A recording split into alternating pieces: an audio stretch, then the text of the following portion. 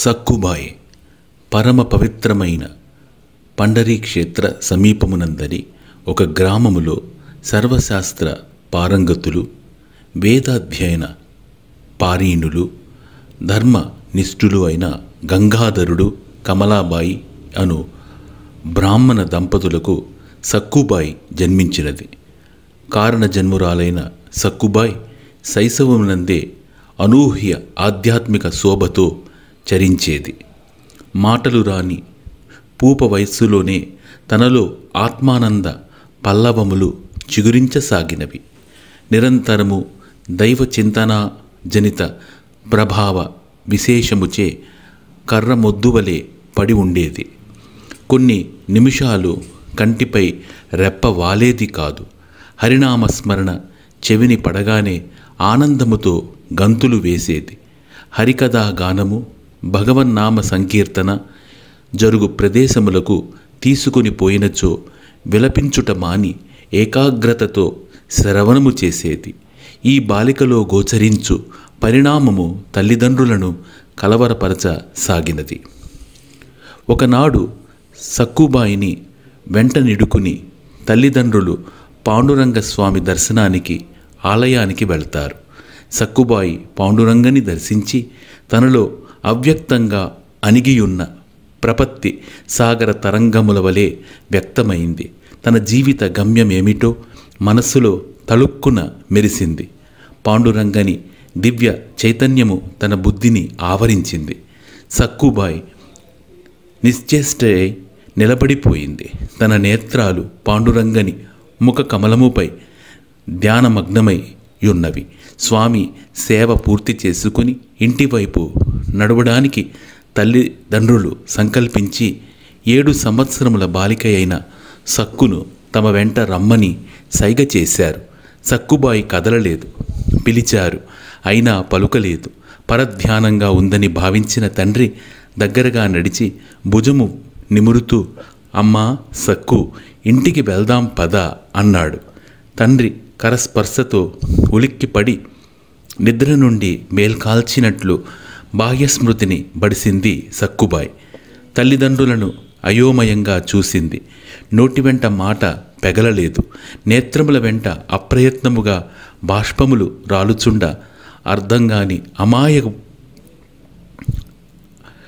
చూడుకులతో కదలలేక నిలుచున్నది. సక్కు, ఏమిటా పరధ్యానము, రా ఇంటికి వెళ్దాం పదా అని తండ్రి తెలియచేశాడు.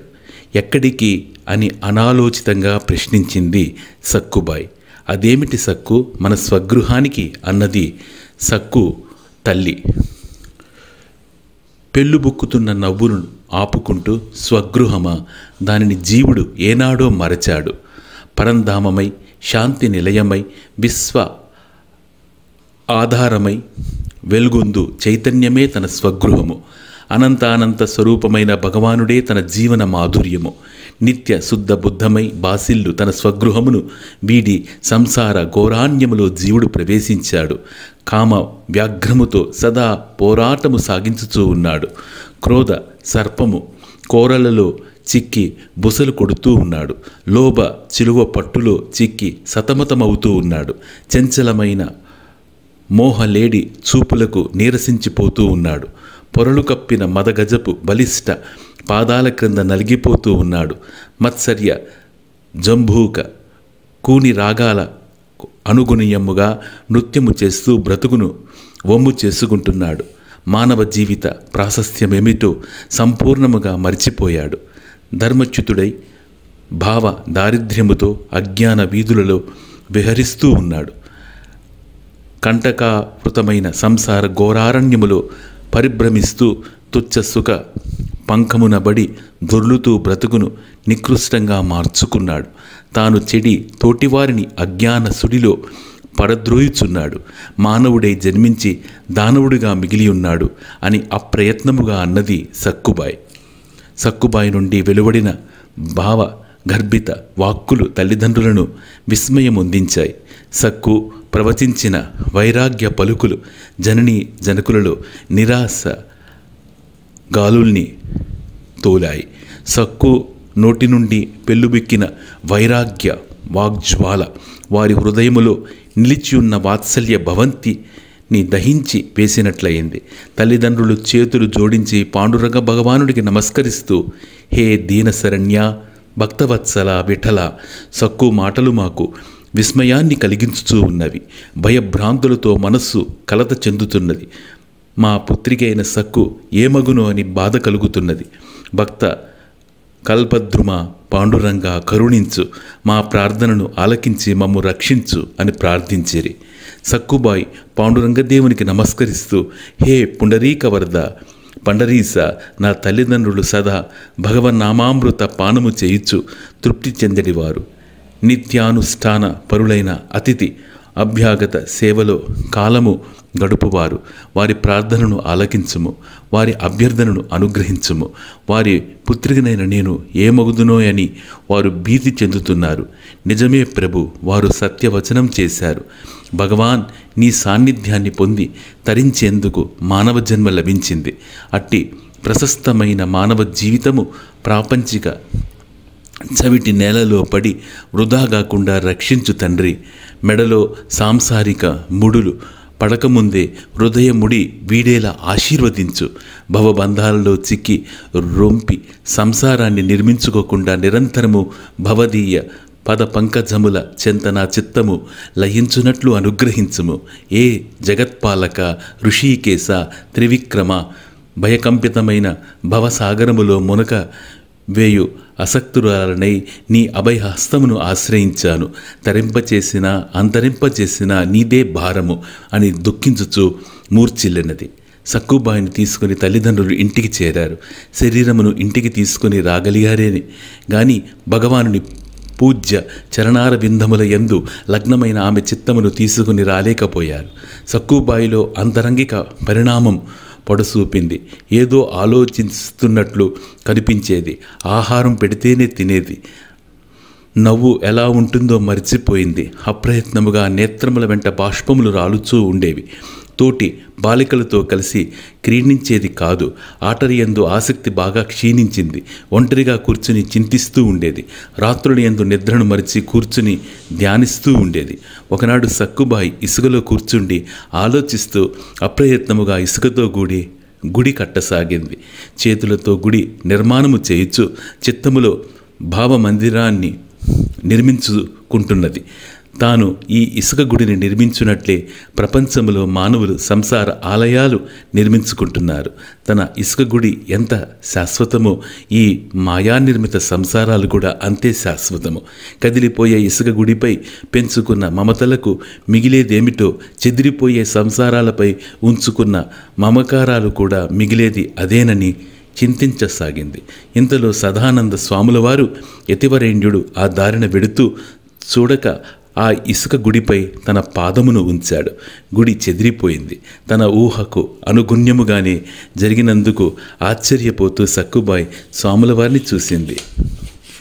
తాను పాడు చేసిన గుడిని నిర్మించినది సక్కుబాయే అని గ్రహించిన సదానంద స్వామి మందహాసమును చిందిస్తూ, అమ్మా, పాడైనందుకు చింతించకు.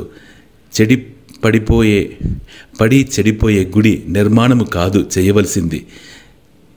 చెడని వృధిలో పడని గుడిని నిర్మించుకో. కాలిపోయే శరీరాలతో రాలిపోయే మందిరాలు నిర్మించి సాధించేదేముంది? మృణ్మయ శరీరాలతో మృణ్మయ మందిరాలు నిర్మించడము కాదు, చిన్మయ చైతన్యముతో తన్మయ మందిరాలు నిర్మించాలి. ప్రయత్నించు. నీ గుడిని పాడు చేసినందుకు పరిహారము చెల్లించి పెడతాను అంటూ పాండురంగని దివ్య మంత్రాన్ని ఉపదేశించి ధ్యానించి తరించమని చెప్పి వెళ్ళిపోయారు. సక్కుబాయిలో లక్ష్య సాధనకై అవ్యక్తంగా జరుగుతున్న ప్రయత్నానికి ఆధారము లభించింది. తాను అధిరోహించాలని ఉబలాట పడుతున్న సత్య సౌధమునకు సోపానాలు నిర్మించినట్లయినది. తన కాలాన్నంతా మంత్ర జపములో ఖర్చు చేయసాగింది. అంతర్ముఖ జీవనానికి బాగా అలవాటు పడిపోయింది. సక్కు ప్రవర్తనను గాంచి తల్లిదండ్రులు కలత చెందారు. ఆవిడలో రగిలే వైరాగ్య జ్వాలను ఆర్పనిచో సక్కు తమకు దక్కదని భావించారు. గృహస్థాశ్రమంలో ఆవిడను ప్రవేశపెట్టుటయే ఉత్తమ మార్గమని భావించారు. శ్రీకృష్ణా నదీ తీరమునందలి కరవీరపురము అను గ్రామములో మిత్రుకాంతుడు అను వానికిచ్చి వివాహం చేశారు. సక్కును అత్తవారింటికి పంపారు. శరీరానికి స్థానభ్రంశమే గాని చిత్తము మాత్రము గోవిందుని పవిత్ర పాదద్వయము అనే స్వస్థానమునందే స్థిరంగా నిలిచిపోయింది. సక్కు కాపురానికి వెళ్ళిన అత్తగారి గృహము ఆవేదనాలయము. సక్కుబాయి అత్తగారు ఒక విచిత్రమైన వ్యక్తి, అభినవ మందర అని భావించవచ్చు. పరనిందతోనే ఆవిడ ఆకలి తీరుతుంది. కపట నాటకాలతో కాలాన్ని వెళ్ళబుచ్చుతుంది. కఠినాత్మయై అసత్య జీవనమునకు అలవాటు పడి వైపరీత్య గుణములతో ప్రవర్తిస్తూ ఉంటుంది. సక్కు భర్తలో తల్లి పోలికలే మెండు. అతడికి ప్రాపంచిక విషయ భోగముల యందు అభిరుచియే గాని ఆధ్యాత్మిక జీవనమునందు ఆసక్తి శూన్యము. విరుద్ధ భావాలతో జీవించు వ్యక్తుల గృహములో సక్కుబాయి కాపురము చేయవలసి వచ్చింది. సక్కుబాయి పతిసేవయే పరమాత్మ సేవగా భావించి జీవించేది. అత్తమామలను సేవించుచు అతిథి అభ్యాగతులను ఆదరించుచు ఆదర్శ జీవనమును గడపసాగెను. సదా భగవద్ ఆరాధన బుద్ధితో జీవించు సక్కు ప్రవర్తన అత్తగారికి నచ్చలేదు. భగవద్భక్తి అనున్నది ఒక అనాచారమని, నిత్య పూజలు జరుగు గృహము దరిద్ర దేవతకు ఆలయమని తెలియజేసింది. భక్తి చేయుట మానమని సక్కుని హెచ్చరించింది. భగవంతుని మరచి జీవించమని సక్కుబాయికి బోధ చేయడమనున్నది శ్వాసక్రియను ఆపి బ్రతుకుమని హెచ్చరిక చేయడమే అవుతుంది. పాండురంగని చరణ కమలములకు దూరమై సక్కుబాయి జీవించలేదు. పాండురంగడే ఆమెకు సర్వస్వము. పాండురంగని ఆరాధనయే ఆమెకు జీవనము. తనకు పాండురంగని యందున్న అపార భక్తి విశ్వాసాలను అత్తగారికి తెలియజేస్తూ వాటిని వమ్ము చేయవద్దని అత్తగారిని ప్రార్థించింది. సక్కు ప్రార్థనను అత్తగారు అంగీకరించలేదు. అలాగని భగవద్ ఆరాధనను సక్కు కొనసాగించుట ఆపలేదు. ఒకనాడు బ్రహ్మముహూర్త కాలములో సక్కుబాయి తన పూజా మందిరములో అర్చనాదులు పూర్తి చేసుకుని సంకీర్తన చేయసాగింది. సంకీర్తన వలన తనకు నిద్రాభంగమైనదని భావించిన అత్తగారు రుద్ర కాళివలి విజృంభించింది. సక్కుబాయి పూజా మందిరానికి అరుదించినది. ఏమిటి అసహ్యపు కేరింతలు! ఇది గృహమా లేక సంతయా? ఈ ఇంటిలో ఇక ఎవ్వరూ నిద్రించనవసరం లేదా? దారిద్ర్యానికి మూలహేతువైన ఈ దౌర్భాగ్యపు భక్తిని విడనాడమని నీకు ఎన్నిసార్లు చెప్పాను అని గద్దించింది. సక్కుబాయి వినమ్రతతో చేతులు జోడించి అత్తగారికి నమస్కరిస్తూ, క్షమించండి, బ్రహ్మముహూర్త పుణ్య గడియలో జీవన ఆధారమైన జగన్మోహనుని ఆరాధించాలని ఆతృత పడ్డానే గాని మిమ్మల్ని శ్రమ పెట్టాలని, మీకు నిద్రాభంగము చేయాలని నేను భావించలేదు. దేవతలు ఋష్యాది మహాత్ములు ఏకశ్రుతితో శ్రీహరిని స్మరించు బ్రహ్మముహూర్త సమయాన ఒళ్ళు మర్చి నిద్రించుట అపత్సారము. తపస్సుతో చరించవలసిన శుభ సమయములో తమస్సులో పడియుండుట అనాచారము. అత్తగారు క్షమించండి, నేను బిగ్గరగా సంకీర్తన చేయుట చేత మీకు నిద్రాభంగమైనది. ఇక మీదట మీరు నిద్ర లేచు వరకు నేను మౌన జపములో కాలము గడుపుదును. గోవింద నామస్మరణ తమకు గోలగా వినిపించుట చేత గృహమును సంతగా అభివర్ణించారు. మీరు చెప్పింది కూడా సత్యమే. సంతలో ధనార్జనకై వస్తువులను విక్రయిస్తాడు వర్తకుడు. గృహాలలో కూడా అదే జరుగుచున్నది.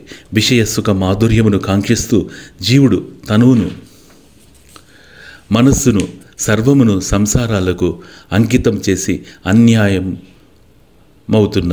సంసార గాలము కన్నా సంత గోలయే నయం. శోకభూయిష్టమైన సంసార జీవనములో ఉన్నను శ్రీనాథుని పద పంకజముల చెంత చిత్తము ఉంచిన వారు తప్పక తరించగలరు. వారే ధన్యజీవులు, వారే నిజమైన భాగ్యవంతులు.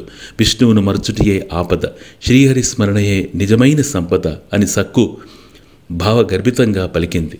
సక్కు ప్రబోధము అత్తగారిలో ప్రకోపమును రేకెత్తించినది. ఏమిటే, నాకే నీతులు బోధించుచున్నావా? నీవే భక్తిలో పడినట్లు ఊకదంపుడు ఉపన్యాసాలు చేస్తున్నావు. నీ అర్ధరహిత ప్రసంగాన్ని ఆపు. నీ వ్యర్థ పూజలన్నీ ఈ ఇంటిలో కొనసాగడానికి వీల్లేదు. నీవు అత్తగారింటికి వచ్చింది కాపురం చేయడానికే కానీ కైంకర్యములో కాలాన్ని వృధా పుచ్చడానికి కాదు. నీ వలన మా సంసారమే గుల్లగా మారే పరిస్థితి ఆసన్నమవుతున్నది. నేను బ్రతికి ఉండగా అలాంటి దుస్థితి రాకూడదు.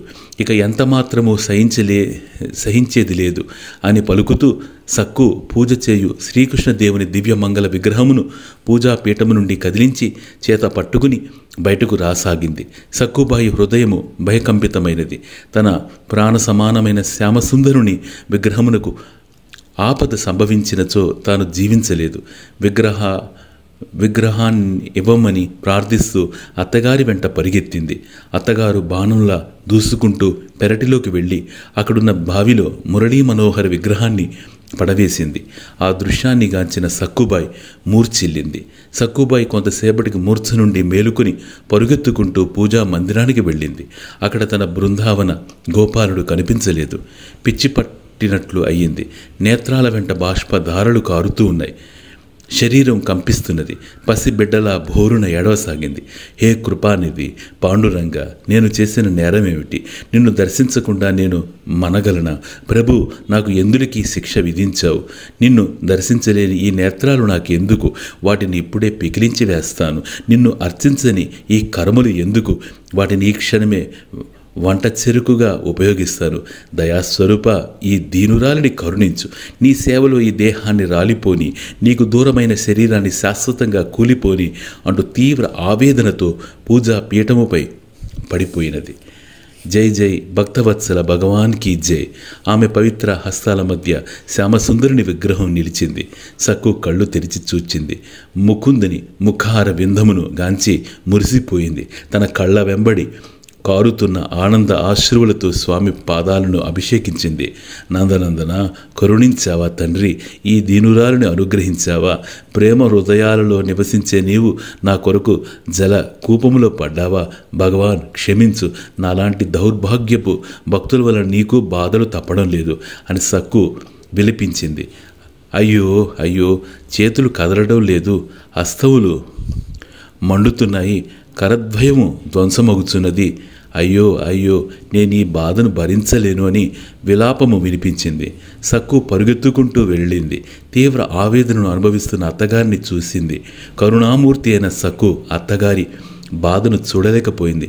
పరుగెత్తుకుంటూ వెళ్ళి అత్తగారిని కౌగిలించుకుంది. అంతే, సక్కుబాయి చల్లటి అమృత ఆలింగనముతో అత్తగారి బాధ అడుగంటిపోయినది. అత్తగారు మామూలుగా ఆరోగ్యవంతురాలయ్యారు. సత్యనాథుని కూపములో పడవేటు చేత కలిగిన పాపము సక్కు ఆలింగనము వలన పరిహారమైనది. సక్కుబాయి పవిత్ర అంతఃకరణను అత్తగారు ఆకర్షితురాలయ్యారు. సక్కును ఇక మీదట ప్రేమగా చూసుకోవాలనే నిర్ణయానికి వచ్చారు. సక్కు ఆలింగనము చేత అత్తగారి బాధ నివారణ జరిగినది విషయం ఇరుగు పొరుగు వారికి తెలిసింది. సక్కుబాయిని అందరూ స్తుతించసాగారు. అత్తగారికి రాక్షసి నామకరణము చేసి ముద్దుగా పిలుచుకోసాగారు. ఈ అభిప్రాయాలు సక్కుబాయి అత్తగారి చెవిని పడ్డాయి. మళ్ళీ క్రోధ సర్పము కోరలు చాచింది. సక్కును కాటు వేయడానికి సిద్ధపడసాగినది. సక్కుబాయి మహాభక్తురాలని, దైవాంశ సంభూతురాలని ఇరుగు పొరుగు వారు అత్తగారితో చెప్పసాగారు. వారు చేయు స్థుతులన్నీ అత్తగారికి పుండుపై కారం చల్లినట్లనిపించింది. ఆవిడలో క్రోధాగ్ని తీవ్ర రూపాన్ని దాల్చింది. సక్కును సమాజంలో బలహీనం చేయాలని భావించింది. అందులకు అనుగుణ్యంగా ఒక చక్కటి ఇతివృత్తాన్ని తయారు చేసుకుంది. ఒక పెద్ద జొన్నల మూటను గదిలో ఉంచి సక్కుబాయిని పిండి చేయమని చెప్పింది. ఆ రోజు ఏకాదశి పర్వదినం అయినందున సక్కుబాయి ఉపవాస వ్రతమును ఆచరిస్తూ ఉన్నది. సక్కుబాయి అత్తగారు ఇరుగు పొరుగు వారిని సంప్రదించింది. తన కోడలు సక్కుబాయి ఏకాదశి పర్వదిన సందర్భమున వ్రత దీక్షలో ఉన్నదనియు, ఆమె భక్తి మహిమచే ఈ రాత్రికి జొన్నలను పిండి చేయగలదనియు తెలిపి ఇరుగు పొరుగు వారి నుండి కూడా పిండి చేయుటకు జొన్నలను సంగ్రహించినది. ఇలా ప్రోగు చేసిన జొన్నలు కొన్ని మూటలైనవి. అన్నింటినీ ఒక గదిలో ఉంచి సక్కుబాయిని ఆ గదిలో పెట్టి తాళం వేసింది. తెల్లవారుసరికి జొన్న మూటలన్నీ పిండి చేయవలెనని ఆజ్ఞాపించినది. సక్కుబాయికి పరిస్థితి అర్థం కాలేదు. తిరుగలి వద్ద కూర్చున్నది. పిండి చేయడానికి ప్రారంభించినది. ఫలితము అగమ్యమై అనూహ్యంగా గోచరించింది.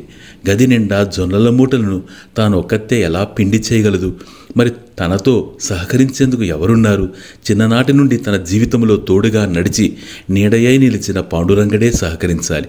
ఏ భక్తవత్సలా విఠలా, మళ్ళీ నూతన పరీక్షకు గురి చేశావా భగవాన్? నీ పాద పద్మములకు అంకితమైన నీ భక్తులకు మానావమానాలు ఉంటాయా?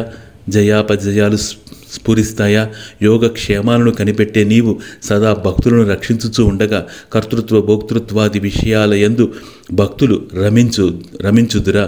కరుణా పారుణ కమల నయన కాపాడు తండ్రి. ఆర్తత్రాణ పారాయణుడా, నన్ను అన్న నీ బిరుదును సార్థకం చేసుకో అని ప్రార్థించుచు సక్కుబాయి మైమర్చి నిద్రించింది. ఆహా, మహాద్భుతం! అనిర్వచనీయ దివ్యలీలా ప్రదర్శనము. జీవుల పాపపు మూటలని పిండి చేయు జగన్నాథునికి జొన్నల మూటలను పిండి చేయుట కష్టమా? క్షణకాలంలో జొన్నల మూటలన్నీ పిండిగా మారాయి. సక్కుబాయి నిద్ర నుండి మేలుకొని భగవానుడు తనపై కురిపించిన దయామృతాన్ని దర్శించింది. హృదయము ఆనందముతో నిండిపోయింది. నేత్రముల వెంట ఆనంద బాష్పాలు రాలాయి. గగురుపాటు చెందుతున్న మేనును కదిలించి గది తలుపు తెరిచింది. అత్తగారు అపహాస్యం చేయుచు, సక్కు, ఇరుగు పొరుగు వారు కూడా వచ్చి ఉన్నారు. నీ భక్తి విశేషముచ్చే తయారైన జొన్న పిండిని దర్శించి గ్రహించాలని అరుదించి ఉన్నారు. పిండి చేయడం పూర్తయినదా అని ప్రశ్నించినది. సక్కుబాయి చేతులు జోడించి నమస్కరిస్తూ, అత్తగారు, మీరు పెద్దలు. మీరు నాపై చిందించు ప్రేమానురాగాలకు నేను రుణగ్రస్తురాలనై ఉన్నాను. మీ రుణము నుండి ఎలా విముక్తి పొందాలో అర్థం కాని అయోమయ స్థితిలో ఉన్నాను. భగవానుని అనంత లీలా విశేషములు మీకు బాగా తెలుసు. భక్త జనులను కరుణా సముద్రుడు అయిన పాండురంగడు ఉద్ధరించు తీరు మీ మనస్సుకు అందనిది కాదు. అందుచేత పదుగురికి నా భక్తి శ్రద్ధలను వివరించాలని మీరు సంకల్పించి నాకు ఈ పరీక్ష పెట్టారు. మీ ఊహకు అనుగుణ్యముగానే జరిగింది. పాండురంగని అదృశ్య హస్తము పనిచేసింది. దైవ ప్రసాదము పిండి రూపంలో నిలిచింది అని వినమ్రతతో తెలిపింది. ఇరుగు పొరుగు తల్లులతో కలిసి సక్కు అత్తగారు గదిలోకి వెళ్ళి చూశారు. వారి నేత్రాలను వారి నమ్మలేకపోయారు. సక్కుబాయి పాదాలపై పడ్డారు. ఇరుగు పొరుగు తల్లులు ఆమె భక్తి ప్రపత్తులను కొనియాడుతూ వెళ్ళిపోయారు. సక్కు అత్తగారి మనసు కలత చెందింది. సక్కుబాయిపై తనకున్న అసూయ ఆకాశాన్ని అంటింది. ఈర్ష్య ద్విగుణీకృతమైంది. కలుషితమైన ఆమె అంతఃకరణ నూతన ప్రయోగాన్ని చిత్రించుకుంటూ అవకాశానికై అరులు చాచి వేచి ఉన్నది. సక్కుబాయి ఒకనాడు ఆలయంలో భగవద్ దర్శనం పొంది తిరిగి వచ్చుచూ ఉండా తనకు శైశవను మంత్రదీక్షను సంగిన సదానంద స్వాముల వారిని దర్శించడం జరిగింది. సక్కుబాయి ఆనందమునకు అవధులు చెక్కలేదు. స్వాముల వారి పాదాలపై పడి తన కన్నీటితో స్వామి పాదాలను అభిషేకించింది. గద్గద కంఠముతో, గురుదేవా, తమ దర్శనముతో నా బ్రతుకు ధన్యత నొందినది అని అప్రయత్నంగా పలికింది. శైశవమున సక్కు హృదయములో తాను నాటిన ఆధ్యాత్మిక బీజము శాంతి వృక్షమై అమృత ఫలమును సంకుటకు సిద్ధంగా ఉన్నదని గ్రహించి సదానంద స్వామి సంతృప్తి చెందాడు. అమ్మా సక్కు, సాధన బాగుగా జరుగుతున్నదా అని ప్రశ్నించారు సదానంద స్వామి. గురుదేవా, తమ కృపా విశేషము చేత సాధన నిర్విఘ్నముగా సాగుచూ ఉన్నది. ఈనాడు తమ దర్శన భాగ్యముతో మరింత అనుభవోపేతముగా సాగగలదని నా విశ్వాసము. మహాత్మా, తమ పాదస్పర్శచే మా గృహమును పావనం చేయండి. మా ఆతిథ్యమును స్వీకరించి మమ్ము ఆశీర్వదించండి అని సక్కుబాయి ప్రార్థించింది. సక్కు విన్నపమును మన్నించి శిష్యులతో కూడి సదానంద స్వాముల వారు సక్కుబాయి ఇంటికి చేరారు. సక్కుబాయి హృదయము ఆనంద పారవస్యముతో నిండి ఉన్నది. గురుదేవులైన సదానంద స్వామిని ఉచితాసనంపై కూర్చుండబెట్టి పాదపూజ చేసింది. స్వాముల వారు శిష్య గణముతో గోడి భిక్షను స్వీకరించుచూ ఉండగా సక్కు అత్తగారు వచ్చారు. భిక్షను గ్రహించుచున్న సాధువులను చూచి కోపోద్రిక్తతతో సక్కు వంక చూడగానే సక్కుబాయి అత్తగారిని సమీపించి, అత్తగారు, వీరే నాకు మంత్రదీక్షను సంగి నన్ను ఆశీర్వదించిన మహాత్ములు సదానంద స్వాముల వారు. పవిత్రాత్ములైన స్వాముల వారి రాగచే మన గృహము పావనమైనది అన్నది. అత్తగారు సక్కు వంక ఆవేశపూరితంగా చూస్తూ, అవునవును, గృహ పావన ఎలా ఉన్నా ముందు గృహము గొల్లగుచున్నది. సన్యాసులను పోషించడానికి, సాధువును రక్షించడానికి ఇదేమైనా సత్రమా, ఆశ్రమమా? పని చేయలేని సోమరులకు సన్యాసం ఒక మార్గమైనది. ఎవరిని అడిగి వీరికి భిక్షను ఏర్పాటు చేశావు? దుర్మార్గురాల, సంసారాన్ని వమ్ము చేయడానికి ఏ తెంచావు? నీకు సరే బుద్ధి లేదు, నీవు పిలవగానే తగుదునమ్మా అంటూ అరుదించి ఆరగించుచున్న ఈ సాధువులకైన బుద్ధి ఉండనక్కరలేదా? పరుల సొమ్ముకు ఆశపడే వ్యర్థ జీవులకు బుద్ధి ఎలా ఉంటుంది? వీరు స్వాముల వారు, పాలు పోసిన వారికి కాటు వేసే పాములు అని తన ఆక్రోశాన్నంతా వెలిబుచ్చింది. సక్కు మొగము చిన్నపోయింది. సదానంద స్వాముల వారు పరిస్థితిని అంతా అర్థం చేసుకున్నారు. చేతులు కడుగుకొని దుఃఖించుచున్న సక్కును సమీపించి, అమ్మా సక్కు, అర్థమైంది. తల్లి ప్రహ్లాదుని విశ్వాసముతో, ధ్రువుని ధైర్యముతో జీవిస్తూ శబరిలా నిరీక్షిస్తూ ఉండు. భగవానుడు కరుణా సముద్రుడు, నిన్ను తప్పక తరింప చేస్తాడు అని ఆశీర్వదించి శిష్యులతో కూడి స్థానిక ఆలయంలో బస చేయడానికి వెళ్లారు సదానంద స్వామి. సదానంద స్వాముల వారి భిక్ష నొసంగిన ఈ సంఘటనను ఆధారంగా చేసుకుని కొన్ని దినములు తీవ్రంగా సక్కును బాధించారు అత్తగారు. బాధలన్నీ భగవంతుని చేర్చేందుకు ఉపకరించే సోపానములని గ్రహించిన సక్కుబాయి బాధలన్నింటినీ ప్రశాంతంగా అనుభవించసాగింది. సక్కుబాయి అత్తగారి ద్వేషానికి హద్దులు గోచరించటం లేదు. పరమ పవిత్రురాలైన సక్కుబాయిలో గోచరించు ఆధ్యాత్మిక శోభను గాంచి సంతోషించుటకు బదులు తీవ్ర ఆవేదనకు గురి అయి క్రోధాగ్ని చెరుగుతూ అలమటించసాగింది అత్తగారు. సంస్కారహీనులు అంతకన్నా గొప్పగా ఎలా జీవించగలరు? ఒకనాడు సక్కుబాయిని పిలిచి, ఒక గడియ కాలములో చేనుకు నీరు పెట్టవలయుననియు, అలా చేయనిచో తల్లిగారింటికి ప్రయాణము కట్టవలసి వస్తుందనియు బెదిరించి అవసరమైన పని ఉండి గ్రామంలోకి వెళ్ళారు అత్తగారు. సక్కు తీవ్రంగా ఆలోచించింది. 10 మంది పురుషులు కలిసి చేయలేని పనిని తానెలా నిర్వహించి పూర్తి చేయగలదు?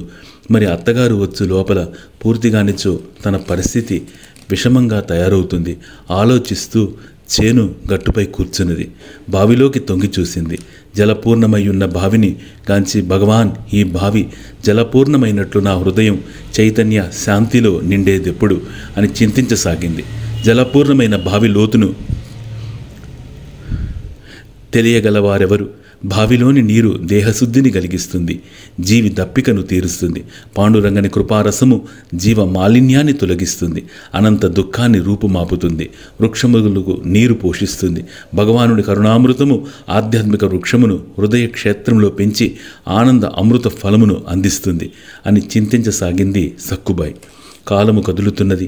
కడలి పొంగువలే బావిలోని జలము పొంగింది. పాదుల ద్వారా నీరు ప్రవహించి చేనును తడుపుతున్నది. ప్రవహించుచున్న జలమును చూసి, భగవాన్, ఈ జల ప్రవాహం వలె నా హృదయంలో సదా ఎడతెగని భక్తి ప్రవహించినట్లు అనుగ్రహించవా అని దుఃఖించసాగింది సక్కుబాయి. అర్ధ గడియలో చేనంతా నీటితో తడిసిపోయింది. అంతేకాదు, జగదాధారమైన జగదీశ్వరుని దృష్టి సారించబడగానే కాలానికి విలువేముంది? ధ్యానపూరిత హృదయంతో ఆనంద సామ్రాజ్యంలో సక్కుబాయి విహరించసాగింది. అత్తగారు వచ్చారు. కొయ్య ముద్దువలే చేనుగట్టుపై కూలబడి ఉన్న సక్కును చూశారు. ఓసి పాపిష్టిదాన, చేనుకు నీళ్లు పెట్టమని చెప్తే చేను గట్టుపై కూర్చుని విశ్రాంతి తీసుకుంటున్నావా అని గద్దించుచూ ఒక్కసారి తన దృష్టిని చేను వైపుకు సారించింది. చేనంతా తడిసి ఉంది. ఏమిటి ఆశ్చర్యం! అరగడియలో ఇంతటి కార్యం ఎలా సాధ్యం? అప్రయత్నంగా అన్నది అత్తగారు. సక్కుబాయి అత్తగారికి నమస్కరిస్తూ, సాధ్య వస్తువే తానయ్యున్న సర్వేశ్వరుడు ప్రత్యేకంగా సాధించవలసిందేముంటుంది? సాధనలు చెరలేని చోటు, రోధనలు సాగలేని మాటు, వేదనలు తాకలేని గీటు. భగవానుడేనని తెలుసుకున్న వారికి సాధనలు మిగలవు, రోధనలు సాగవు, వేదనలు కదలవు. అత్తగారు నమ్మి చెడినవారు లేరు, నమ్మక బాగుపడిన వారూ లేరు. విఠలా విఠలా, పాండురంగ విఠలా, జై పాండురంగ విఠలా పారవస్యముతో పాడుకుంటూ ఇంటివైపు నడిచింది సక్కుబాయి. భగవద్ విభూతులను గొలుసులో అనుభవిస్తున్న సక్కుబాయిలో వినూతన పరిణామము జనించింది.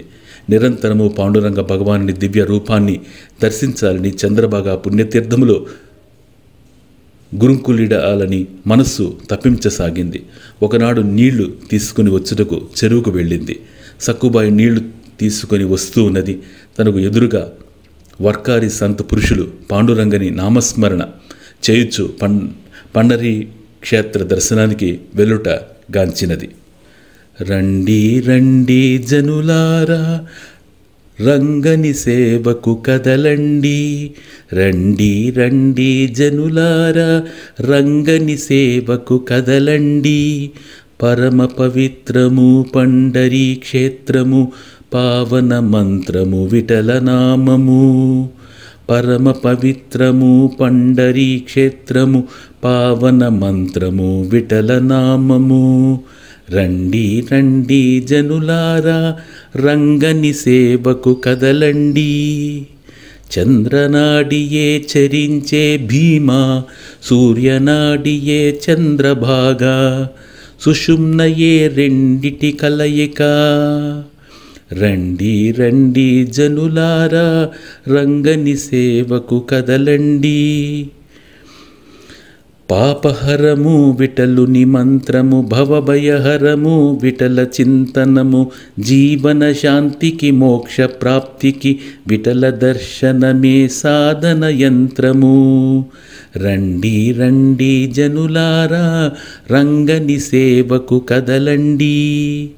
సుశ్రావ్యంగా గానము చేయుచు భక్తులు కదులుచూ ఉండ కరిగిన హృదయముతో సక్కు నీళ్ల బిందెను వదిలేసి కన్నీరు కార్చుచు ఆ మహాత్ముల పాదాలపై పడింది.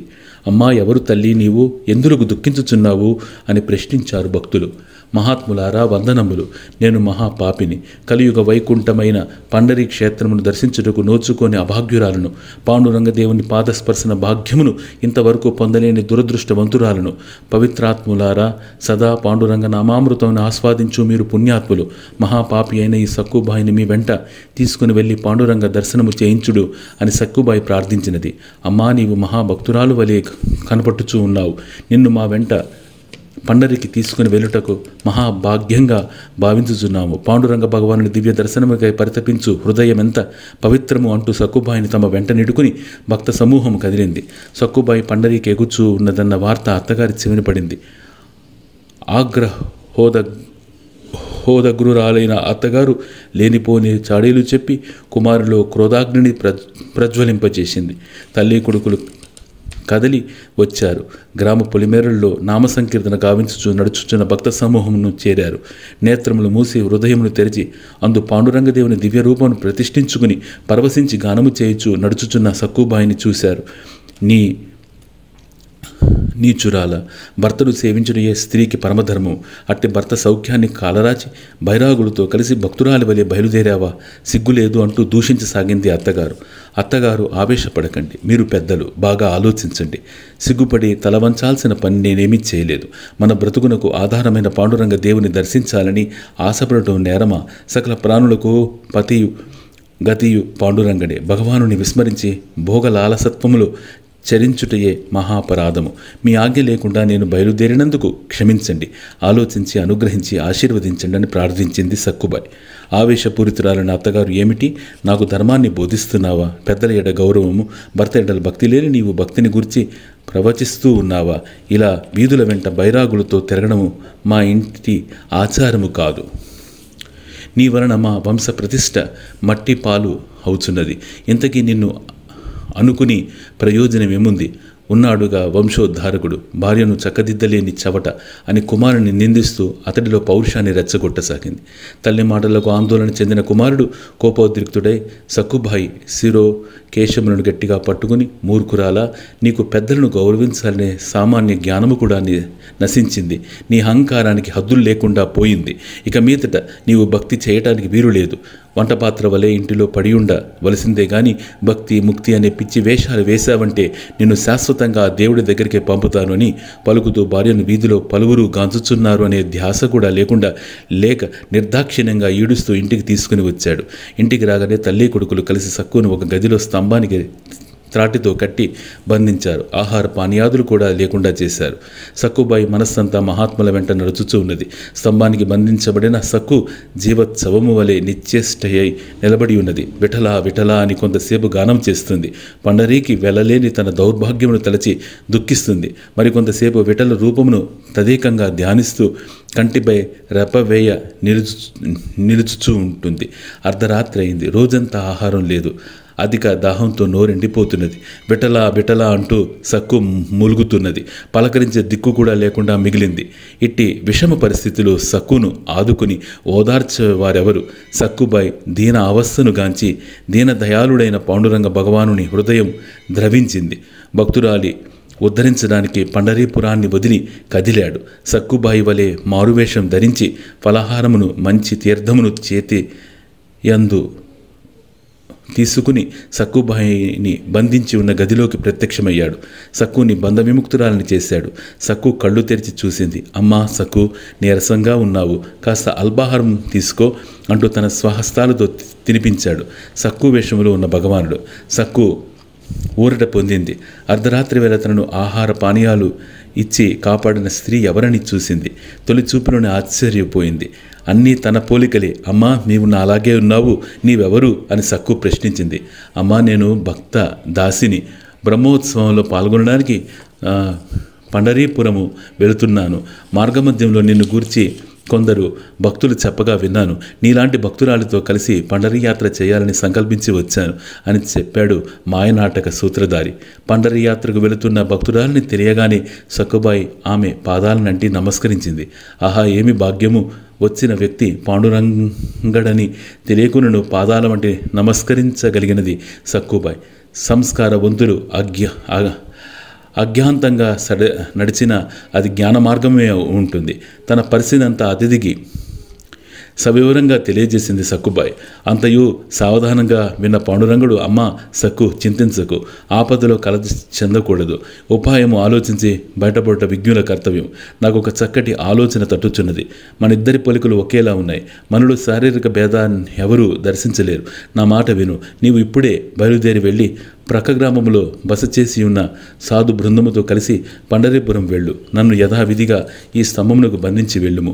నీవు వచ్చినంత వరకు నేను ఇక్కడే ఉండగలను. నేను నీ వలన బ్రహ్మోత్సవంలో పాల్గొనలేకపోయినని నీవు చింతించవలదు. నేను ఎప్పుడూ పండరీపురంలో నివసించేదానను. బ్రహ్మోత్సవాలు నాకు క్రొత్త కాదు. నా మాట విను అని సక్కుబాయి ఎంతగా కాదని వాదించినను సక్కును ఒప్పించి సక్కుబాయి స్థానంలో తాను నిలబడి సక్కుబాయిని పండరీపురం పంపాడు నటన సూత్రధారి. సక్కుబాయి నడిచి వెళ్ళి ప్రక్క గ్రామంలో బస చేసి ఉన్న సాధు సంఘముతో కలిసి పండరీషుని దర్శనార్థమై పండరీపురం చేరింది. పవిత్ర చంద్రభాగా పుణ్యతీర్థములో గురుంకులిడి పాండురంగ దేవుని దర్శించింది. భగవానుని దివ్య దర్శనముతో తన అంతఃకరణ స్ఫటికము వల్లే స్వచ్ఛమై భాషించింది.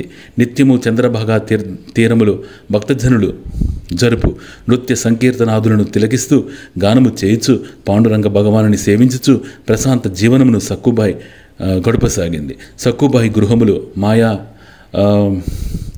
సక్కు అయి చలామణి అగుచున్న భగవానుని ప్రవర్తన భర్తను అత్తగారిని విస్మయం ముందించుచున్నది.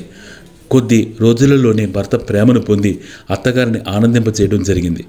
కామోద్రేకమునకు గురియకు భర్త బారి నుండి బయటపడు ఒక్కటే అతి కష్టమగుచూ ఉన్నది. వాస్తవానికి భగవానుని దృష్టిలో అది ఒక కష్టమా? జగన్నాటక సూత్రధారికి నటనలో నాణ్యత, అభినయములో ఆతురత ఉండుటలో ఆశ్చర్యమేమున్నది. పండరీపురములో భగవానుని నిత్య ఆరాధనలో తన బ్రతుకును పండించుకుంటున్న సక్కుబాయి ఒకనాడు పూజా సుమములను తెచ్చుటకై పుష్పవనములో ప్రవేశించినది. అక్కడ త్రాచుపాము కాటుకు గురి అయి మరణించినది. ఆమె భౌతిక కాయాన్ని చంద్రభాగా తీరానికి తరలించారు. ఆమె జాడ ఏమిటో, ఉనికి ఎక్కడో భక్తజనానికి అవగతం కాలేదు. ఇలా ఆలోచించు ఉండగా సక్కుబాయి గ్రామమునకు సంబంధించిన భక్తులు అతడికి అరుదించుట జరిగినది. వారు సక్కుబాయిని గుర్తించి తెలియజేశారు. మృత కళేభరమునకు వారి గ్రామానికి తరలించు అవకాశం లేనందున పవిత్ర చంద్రభాగా తీరములోనే దహన సంస్కారం చేయడం జరిగింది. పరమ పుణ్యక్షేత్రముకు పండరీపురమును సదా మనస్సుతో చింతించుచూ ఉండిన సక్కుబాయి చివరగా తన దేహాన్ని పండరీపురంలోనే వదలడం జరిగింది. సక్కుబాయి శల్యములను, చితాభస్మములను తీసుకుని ఆమె గ్రామస్తులు తిరుగు ప్రయాణం సాగించారు. సక్కు అంత్యకాలంలో లేని భర్తకు శల్య, చితాభస్మములను అందజేయాలని సంకల్పించారు. విఠలనాథుడు మాయా సక్కుయై సక్కుబాయి గృహములో గృహకృత్యములు చేయుచుండ రుక్మిణీదేవి మనసు కలత చెందినది. భర్త వియోగాన్ని భరించలేని రుక్మిణీదేవి భర్తను సమీపించి, స్వామి, ఏమిటి మీ భక్తజన వాత్సల్యము? ఇక మీరు పండరీపురము బయలుదేరక తప్పదు. మీ దర్శన భాగ్యానికి అశేష భక్తజనులు అలమటిస్తూ ఉన్నారు అని తెలియజేసింది. స్వామి మందహాసము చిందిస్తూ, దేవి, నేను సత్యస్వరూపుడనని నీకు తెలుసు. అసత్య జీవనానికి నేను అలవాటు పడలేదు. సక్కు తిరిగి ఇంటికి వచ్చినంత వరకు నేను ఇక్కడ ఉండేదనని ఆమెకు మాట ఇచ్చాను. ఇచ్చిన మాట ప్రకారము జీవించటం నా విధి. ఆమె ఇంకా రాలేదు. ఆమె వచ్చినంత వరకు నేను ఇక్కడ నుండి కదిలి రాలేను అని తెలియజేశారు. ఆదిదేవా, సర్వజ్ఞులైన మీకు తెలియనిది లేదు. సక్కుబాయి గతించినది. ఆమె చితా భస్మములను శల్యములను తీసుకుని గ్రామస్తులు ఇచ్చటికి అరుదించుచున్నారు. ఇక ఆమె ఈ ప్రపంచానికి లేదు. మీరు ఈ నాటకాన్ని ముగించి పండరీ క్షేత్రంలో తరలిరండి అని రుక్మిణీదేవి ప్రార్థించినది. రుక్మిణీదేవి మాటలను ఆలకించిన విఠలనాథుడు, దేవి, నీ ప్రయత్నము సఫలము కాదు. ఆమె రానిదే ఈ ఇల్లు విడవను. ఒకవేళ ఆమె శాశ్వతముగా రానిచో నేను ఇక్కడ శాశ్వతముగా ఉండి వారికి సేవలు చేయక తప్పదు అని తన నిశ్చితాభిప్రాయాన్ని దృఢంగా తెలియజేశారు లీలామానుష విగ్రహులైన పాండురంగ దేవులు. భగవాన్ని మెప్పించలేక నిరాశ చెందిన రుక్మిణీదేవి పండరీ క్షేత్రంలో చేరింది. చంద్రభాగా తీరంలో బ్రహ్మదేవుని దర్శనము కాంక్షిస్తూ తీవ్ర తపము ఆరంభించినది. బ్రహ్మదేవుడు ప్రత్యక్షమై, తల్లి, సర్వజనులు నీ దర్శనార్థమై తపము ఆచరించుచుండ, నీవు ప్రత్యేకించి తపము ఆచరించుట నన్ను విస్మయం పొందించుచున్నది. నీ అభీష్టమును తీర్చగలుగు అవకాశము లభించుట నా అదృష్టము, తల్లి ఆజ్ఞాపించుము అని ప్రార్థించెను. రుక్మిణీదేవి దీన వదనురాలై సృష్టికర్తతో జరిగిన వృత్తాంతమంతయో వివరించి చెప్పింది. సక్కుబాయి ఆమె గృహంలో ప్రవేశించినచో పాండురంగ దేవుని విడుదల సాధ్యము కాదని తెలిపి దుఃఖించింది. బ్రహ్మదేవుడు సంతసించి సక్కుబాయిని పునర్జీవింపజేసి రుక్మిణీదేవికి నమస్కరించి అంతర్ధానమయ్యాను. సక్కుబాయి చంద్రభాగాలో స్నానమాచరించి విఠలనాథుని దర్శించి తన గ్రామమునకు ప్రయాణం సాగించింది. సక్కుబాయి చితాభస్మమును తీసుకుని వచ్చిన గ్రామస్తులు సక్కు భర్తను శల్యములను చితాభస్మములను అప్పగించి విషయము ఎరింగించిరి. ఆగ్రహోదగ్రుడైన సక్కు భర్త, ఏమిటి మీ చిత్త చాంచల్యము? సక్కు చనిపోవటమేమిటి? ఆమె మా ఇంటిలోనే ఉన్నది అని మాయా సక్కుబాయిని పిలిచి చూపించాడు. వచ్చిన గ్రామస్తులు దిగ్భ్రాంతి చెందారు. తమ చేతుల మీదుగానే దహన సంస్కారం జరిగింది. మరి సక్కుబాయి ఇక్కడ ఉన్నదేమిటి? వారు ఆలోచించుచుండగానే యాత్రకు వెళ్ళిన సక్కుబాయి లోనికి వచ్చి భర్త పాదములకు నమస్కరించింది. ఒకే చోట ఇద్దరు సక్కుబాయిలు కనిపించేసరికి అందరూ దిగ్భ్రాంతి చెందారు. వాస్తవం ఏమిటని అందరూ ఏకకంఠంతో ప్రశ్నించారు. సక్కుబాయి వినమ్ర వచనములతో గ్రామస్తులు చెప్పినది సత్యము. నేను గతించిన మాట వాస్తవం. రుక్మిణీదేవి తప ప్రభావంచే బ్రహ్మదేవుడు నన్ను పునర్జీవింపచేశారు అన్నది. మరి ఈవిడ ఎవరు? అందరూ ఒక్కసారి మాయా సక్కుబాయిని దర్శించారు. అంతే, మాయా సక్కుబాయి మందహాసం చిందించి అదృశ్యం కావడం జరిగింది. సక్కుబాయికి మాత్రము శంఖ, చక్ర, గదా, పద్మాలతో పాండురంగదేవుడు దర్శనం ఇవ్వడం జరిగింది. జగన్మోహనుని దివ్య దర్శనమును గాంచి పులకాంకిత అయిన సక్కుబాయి స్వామి పాదాలపై వాలింది. అంతే, సక్కు జీవ చైతన్యము పాండురంగని అనంత చైతన్యములో లీనమైనది. మహాభక్తురాలైన సక్కుబాయి భక్తిని గాంచి చూపరులు ఎల్లరూ బిగ్గరగా రోధించారు. ఆమె పాదాలపై తలనిడి నమస్కరించారు. నిరంతరము భగవదాయత చిత్తముతో జీవించు భక్తులు ధన్యజీవులు. వారి సాంగత్యము దుర్లభము. లభించినను వారిని అర్థము చేసుకునుట అగమ్యము. అర్థము చేసుకోగలిగినచో అమోఘము అని నారద మహర్షి భక్తి సూత్రాలలో ప్రవచించారు. ఓం శ్రీ జ్ఞానగమ్యాయ నమః. ఓం శ్రీ జ్ఞానగమ్యాయ నమః. ఓం శ్రీ జ్ఞానగమ్యాయ నమః.